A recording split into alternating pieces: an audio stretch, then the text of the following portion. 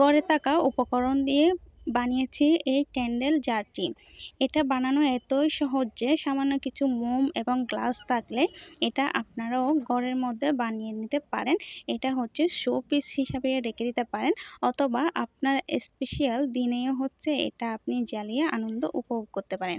প্রথমেই আপনারা দেখেছেন একটা গ্লাস নিয়ে নিয়েছি, সাথে এখানে আমার একটা শো পিস ছিল, এটা হলো শামুকের।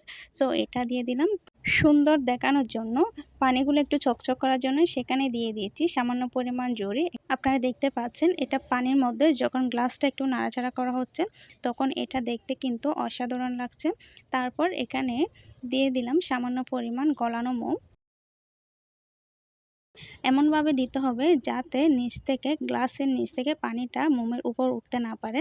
মোমের উপর যদি পানি উঠে যায় তাহলে মোমটা কিন্তু জ্বালানো অসম্ভব হয়ে যাবে, মানে একটু কঠিন হয়ে যাবে। তারপর মোমটাকে কিছুক্ষণ রেস্টে দিতে হবে এটা যাতে শক্ত হয়ে যায়। তারপর এটা আরও একটু সুন্দর দেখানোর জন্য আমি এখানে একটা ক্রেজি ক্যান্ডেল দিয়ে দিলাম। এই ধরনের জার ক্যান্ডেল যদি অর্ডার দিতে চান তাহলে অর্ডার দিতে হবে আমার পেজ মায়াবতীতে।